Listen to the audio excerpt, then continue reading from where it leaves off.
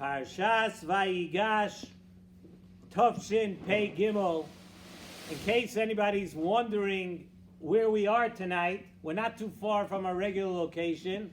Baruch Hashem, due to a simcha going on in the main grand ballroom that we say our share in every Thursday night, we now came out to the medical equipment warehouse. I look around here, every time I'm in here, I'm just blown away by the amount and the variety and the sheer volume of equipment that the wonderful tzaddikim of Bikur Cholim here bring to people, loan out, set up for Cholim, for people on a weekly basis.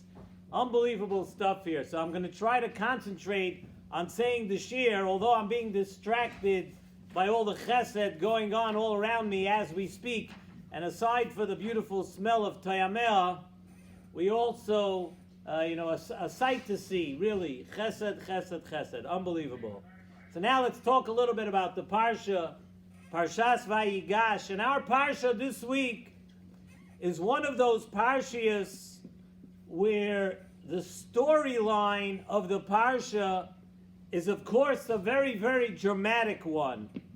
And as we all know, the entire drama and confrontation between Yosef and Yehuda and what was going on, the dynamics between Yosef and the Shvatim, they were all upset. They had to come back to Mitzrayim. They had to come back to Yosef upon the accusation of quote, stealing one of Yosef's valuables. And suffice it to say that none of the Shvatim were very happy right now. And if you read the Midrashim on this week's Parsha, it's scary to see how they came so close to totally destroying Mitzrayim and all the outlying areas. And the back and forth battle between Yosef and the rest of the Shvatim was something unbelievable.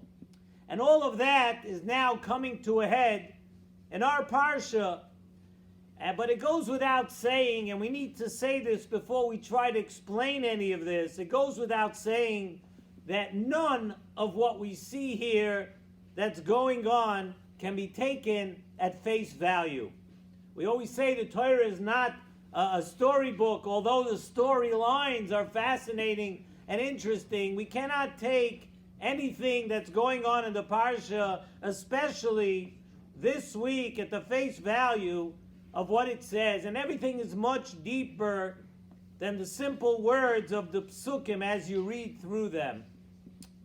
Remember, we're talking here about the Shvatim, talking about the children, the sons of Yaakov Avinu, people who were probably closer to Malachim than to human beings. We have no understanding even of the greatness of the people that we're speaking about here. So finally, Yosef tells his brothers, when it comes to a head over here, Yosef tells his brothers the famous words that, of course, shocked every one of the Shvatim. Ani Yosef achichem asher mechartem oisi mitzrayma. Yosef tells his brothers, you know what? You think a lot of the goings on here have been strange. Let me tell you something. I got some news to break to you. I am Yosef, your brother, that you sold to Mitzrayim. And Yosef continues, and he says more. V'ata, he tells the Shvatim, Al teyotzvu, don't be down and depressed and upset about what you did. Val yichar beinechem, don't start getting angry. Ki mechartem oisi heina, don't be angry or upset or depressed that you sold me and I ended up here in Mitzrayim. Because Yosef says, you know why? Because it's obvious that Hashem sent me here to be a provider during these years of extreme famine. And Hashem sent me here to sustain Mitzrayim and to sustain you when you come down. They didn't have food in Eretz Yisrael either. There was a famine in the entire area. So Yosef said, it's clear to me that HaKadosh Baruch Hu orchestrated this entire thing. It is Hashem who set this up and sent me here. So the first thing we need to point out here, says in Nesivos Shalom, is something that the Orach Chaim HaKadosh mentions Yosef tells his brothers, Ani Yosef, what is the next word? The very next word, Ani Yosef achichem. I am Yosef, your brother, Asher Merchartem, that you sold. And Dafka, the Or Chaim HaKadosh points out that Dafka at this moment, when Yosef was saying who he was, he says the word achichem right after the words about being sold.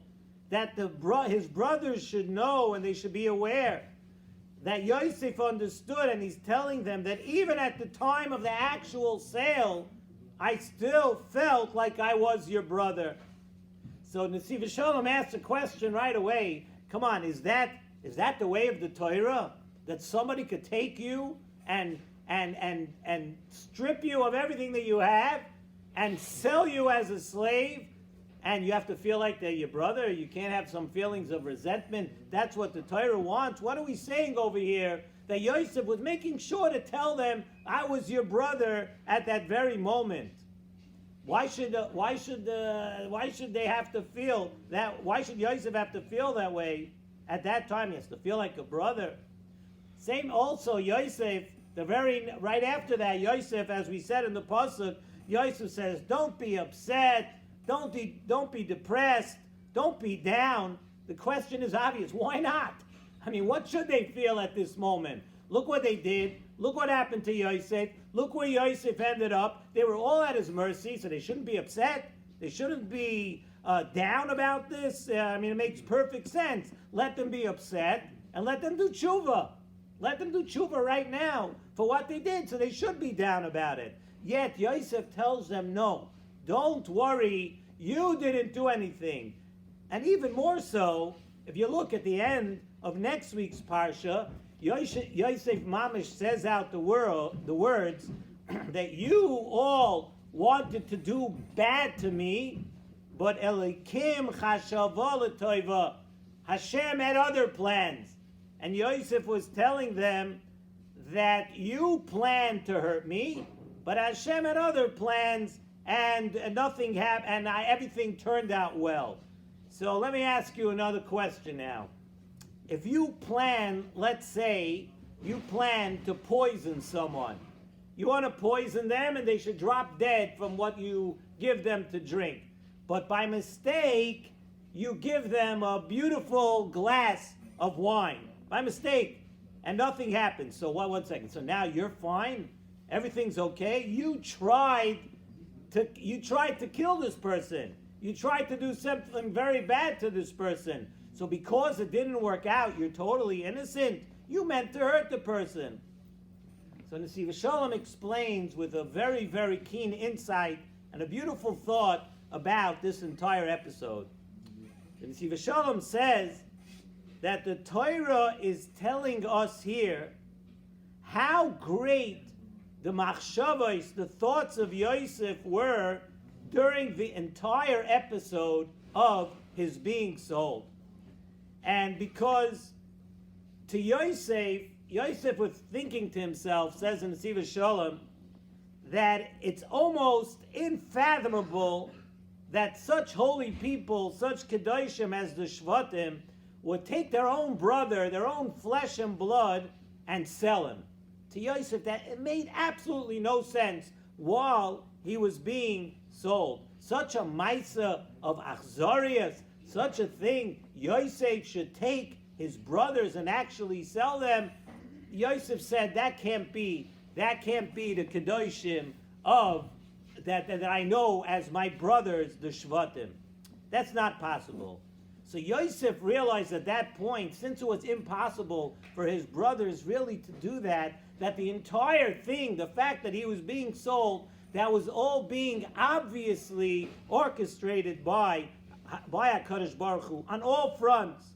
First of all, if such tzaddikim are doing such a maisa, the end result has to be a good one. Hashem must be leading this to some way that we don't understand right now. Something will be built from this. It's not destruction. Something good is going to come out of this. It can't be that it's bad. And the way it works with tzaddikim, and we spoke about this a little bit by the Avos, but we spoke about this by Avraham Avinu, that by tzaddikim, when it comes to the Ratzon Hashem, they're so in tune to what Hashem wants them to do. They're so in tune with Hashem that their limbs just move and go on their own. They follow the Ratzon Hashem. They do what Hashem wants. And Yosef was thinking in his mind, imagine, while he's being sold, that it's not them. They wouldn't do such a thing. They're moving their limbs, they're doing things, they're selling me because that is the Ratzon Hashem. That's what Hashem wants. It's being done involuntarily to be Mekayim the will of Hashem. So Yosef is telling his brothers, yes, I was still feeling, Ani Yosef achichem, I was your brother, asher mechartem oisi mitzrayma. That I was your brother at the time of the actual sale because I knew that you were just following the Ratzon Hashem. It's not your fault. Hashem wanted this to happen. We're talking about the Shiftei Ka over here. They would not do such a Maaseh Achzorius on their own. It's all coming from HaKadosh Baruch Hu. And the lesson is that Min HaShamayim, if something is supposed to happen, and HaKadosh Baruch Hu wants it to happen, you can try everything you want. You can move this way, you can move that way, you can think this way, you can think that way. Hashem wants something to happen, it's going to happen. It's going to happen one way or the other. And Hashem wanted all this to happen with Yosef for a very good reason. And Yosef told his brothers, you did not do anything. So you shouldn't be depressed. Don't be upset about it. You are following the Ratzon Hashem. And you should know that something good is going to come out of this. And I'm telling you, I see that something good is going to come out of this. Hashem sent me down here to Mitzrayim for good reason. And really, this is a lesson for every single one of us. You know, everybody has times and things that they go through where we think that we have to understand things. We think that things must be negative, that something's going on right now, something bad, quote, bad is happening, something that we're going through, something that we don't understand. Somebody did something to me. How could they do it? I don't understand how they could do it. The lesson says in Nesivos Shalom, the lesson that we learn from here is that just understand that even if you don't see it right now, but if you teach yourself and you school yourself, that your mindset should always be, I don't know what's happening right now, but Hashem is leading the way. And ultimately, and how many times every person could say in your life, how many times did you think that something negative, you ended up here, they didn't accept you there, this person said this about you, this one did this to you, and at that time you thought this was the end of the world. Something so, I'll never recover from this. And now look back, whether it's a few months ago, a few years ago, 10 years ago, look back and see how everything was for the best. That if HaKadosh Baruch Hu hadn't orchestrated things that way, you would never be who you are. You would never be where you are. And it's every time, time after time, you look back and you see the goodwill of what HaKadosh Baruch Hu wants for you. He knows what's best for you, and things that you thought were negative years ago. Imagine Yosef was being sold to Mitzrayim. He says, this can't be. Something good is going to come out of it. And look what happened. Yosef is the one who sustained the entire family. He did everything to sustain the family, and which ultimately led up to what we know as Klal Yisrael, what we know as Geulas Mitzrayim, which led to going out, to Matan Torah, to everything. It all happened because Yosef understood that HaKadosh Baruch Hu is doing the right thing, and it's always for the good. So let's learn that lesson. If something's on your mind and you're thinking, I don't know, maybe something's happening, understand. HaKadosh Baruch Hu has a plan. He has a plan. He knows you better than you know yourself. He has a plan for you, and it's always l'tova. Kadosh Baruch Hu does things. He's so good. He's better than you could be to yourself. Let's learn this lesson. The lesson that we learned from Yosef. The lesson that everything is min hashamayim.